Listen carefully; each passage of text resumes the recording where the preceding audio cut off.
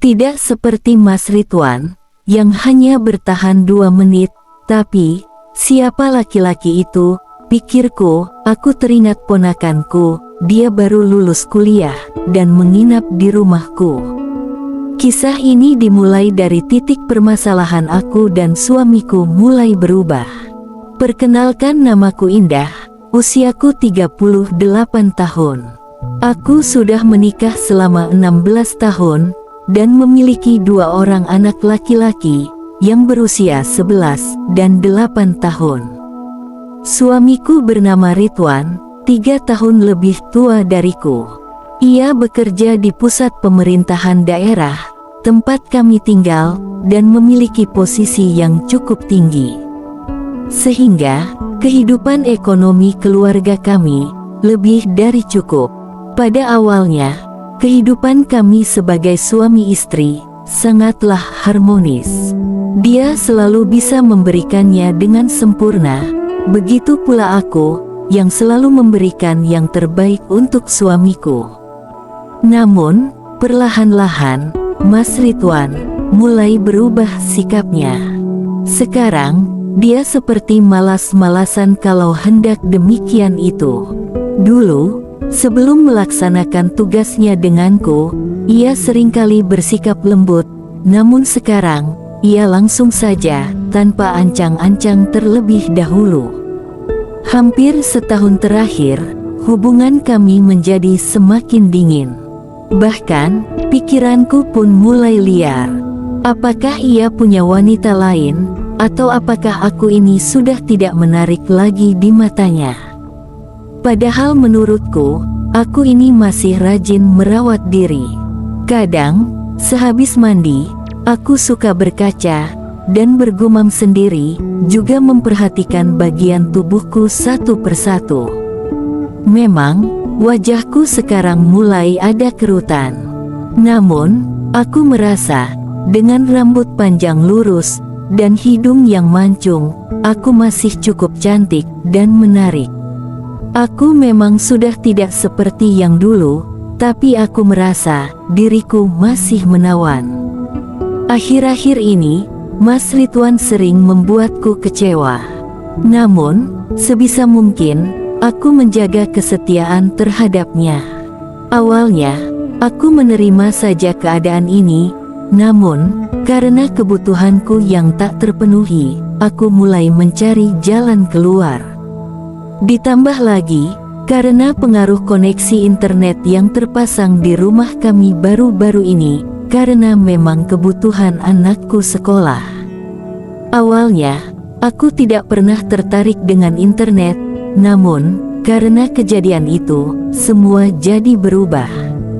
Suatu malam, ketika aku habis melakukannya seperti biasa dengan Mas Ridwan, seperti biasa, kebutuhanku tak terpenuhi. Setelah itu, aku tidak bisa tidur, namun, suamiku dan anak-anak sudah terlelap. Karena merasa bosan, maka aku nyalakan komputer, dan mencoba membuka internet. Awalnya, aku hanya membuka situs tentang pakaian, lalu aku membuka tentang alat-alat kebugaran. Ketika aku sedang browsing, di bagian bawah situs tersebut, terdapat iklan tentang alat-alat dewasa. Aku pun penasaran. Awalnya, aku terkejut. Saat ku buka situs itu, langsung muncul barang yang bentuknya seperti milik suamiku. Mungkinkah alat-alat ini dipakai untuk ritual? Tanyaku dalam hati. Semakin lama aku browsing, semakin menambah rasa penasaranku saja. Segera aku mencari di Google caranya, lalu muncul situs-situs yang menjelaskan tentang itu. Ku buka halaman itu, dan membaca dengan seksama.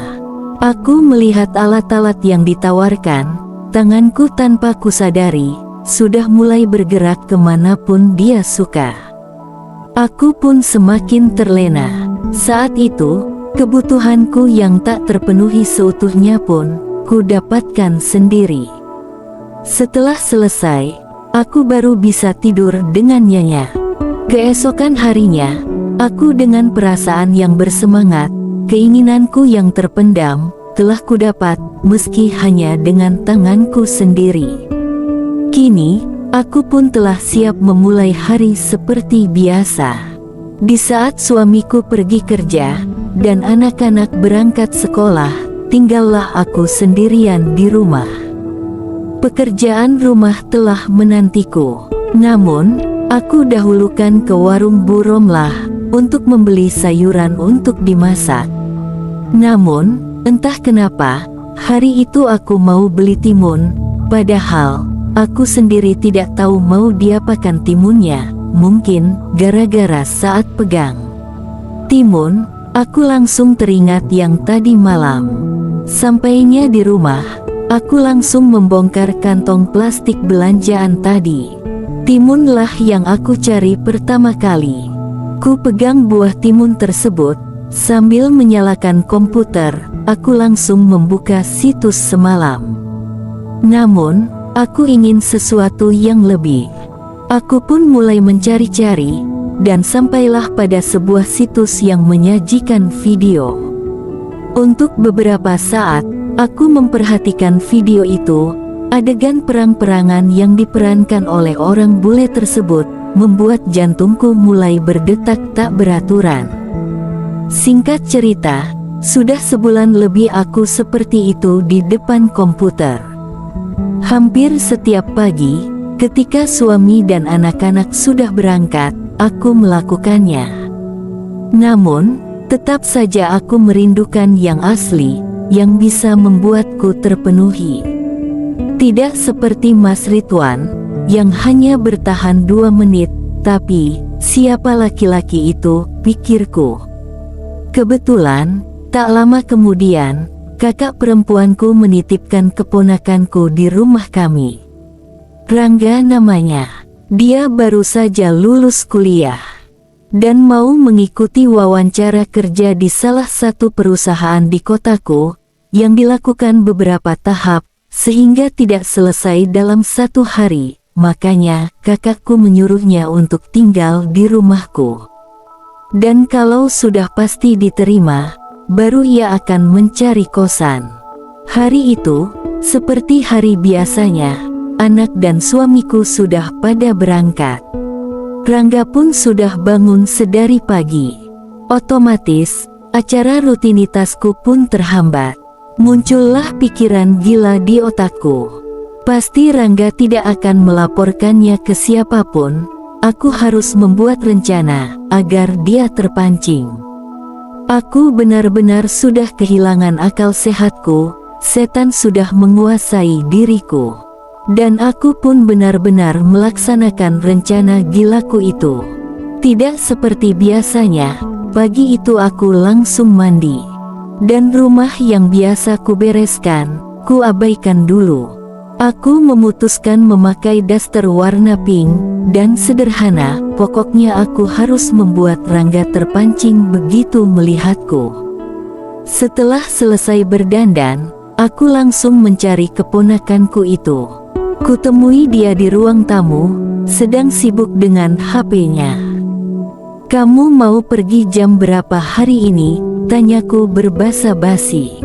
"Jam 9 Tan," sahutnya. "Tante, bisa minta tolong nggak? Tolong angkat jemuran ke atas," pintaku. "Iya Tante, mana jemurannya?" jawabnya. Setelah aku menunjukkan jemurannya padanya, Rangga pun mengangkatnya. Aku sengaja naik ke lantai atas terlebih dulu, dengan harapan saat di tangga, ia bisa melihat apa yang sengaja aku tampilkan. Dan ternyata, memang seperti yang sudah aku rencanakan. Saat di tangga, ia melihatnya, meski dengan mencuri pandang. Ketika sudah sampai di atas, kulihat tanda-tanda bahwa dia sudah terperangkap juga akhirnya. "Makasih ya," ucapku. "Oh, iya Tante," jawab Rangga, seperti salah tingkah, dan terlihat canggung. Aku tidak mau buang waktu lagi, dan segera berusaha untuk membuat dia semakin terarah. Ternyata, apa yang aku rencanakan, tidak mendapat penolakan dari Rangga. Melihat gelagatnya yang sudah terbawa arus itu, aku pun segera mengajaknya ke tempat istirahat tamu yang ada tepat di sebelahku. "Jangan tante," kata Rangga khawatir. "Ayolah Ga, kalau kamu tidak bilang siapa-siapa, pasti tidak akan ada yang tahu," jawabku. Rangga pun akhirnya menuruti. Sampainya di sana, aku pun segera memulai aksi. Rangga hanya mengangguk, tanda setuju. Karena aku tidak ingin adanya kegagalan di pagi itu, aku segera saja memulai perjalananku. Ternyata, ia merespon dengan baik sekali. Dan yang membuatku takjub, hanya dalam sekitar 5 menit, aku pun telah dibawa ke angkasa olehnya. Namun, karena Rangga masih belum sampai ke tempat tujuannya, aku pun memintanya mengganti cara yang lain. Dan lagi-lagi, dia mengikuti semua petunjukku. Sudah hampir 2 jam kami melakukan perjalanan. Entah berapa kali aku sampai ke tujuanku, untuk apa juga aku menghitungnya, pikirku. Nampaknya, Rangga juga senang sekali. Sampai akhirnya, kami bersamaan sampai ke tempat tujuan akhir kami. Setelah lebih dari 2 jam, perjalanan kami pun usai. Setelah beres-beres, lalu Rangga pun pergi untuk wawancara kerjanya. Hari itu, aku sangat bahagia, dan impianku sudah tercapai. Aku sangat bahagia dengan adanya Rangga di rumahku. Singkat cerita, akhirnya, setelah melalui tes wawancara, ia diterima bekerja. Aku sudah menawarkan untuk tinggal bersama kami, karena aku masih ingin terus dekat dengan keponakanku itu. Namun, ia menolaknya, dengan alasan tidak enak saat bertemu dengan suamiku. Akhirnya, aku pun mencari kos yang tidak jauh dari rumah kami, dan kami pun masih suka mencuri-curi waktu untuk saling bertemu. Dalam hati kecilku, aku merasa berdosa terhadap suamiku. Aku merasa hina dengan menggadaikan kesetiaanku sebagai seorang istri. Di sisi lain, aku hanya seorang wanita biasa yang ingin terpenuhi kebutuhanku itu. Setiap kali aku bertemu dengan Rangga, perasaanku bercampur aduk antara senang dan bersalah. Tapi, aku tidak bisa menahan diriku, karena ia mampu memberikan apa yang selama ini aku rindukan. Hidupku terus berjalan dengan rutinitas yang sama. Pagi hari, setelah suamiku dan anak-anak berangkat, aku segera bersiap-siap bertemu dengannya. Kami selalu menemukan cara untuk bertemu, tanpa menimbulkan kecurigaan. Aku merasa hidupku menjadi lebih penuh semangat, tapi, rasa bersalah itu, terus muncul setiap kali aku bersamanya. Aku tahu, apa yang aku lakukan ini, sangat bertentangan dengan norma-norma yang ada. Aku tahu, bahwa kesetiaan adalah hal yang sangat penting dalam sebuah pernikahan. Tapi, perasaan kosong yang aku rasakan selama ini, membuatku tidak bisa menahan diri. Berharap suatu saat, suamiku bisa kembali ceria seperti dulu, dan mampu memberikan perhatian, dan kasih sayangnya seperti sebelum-sebelumnya.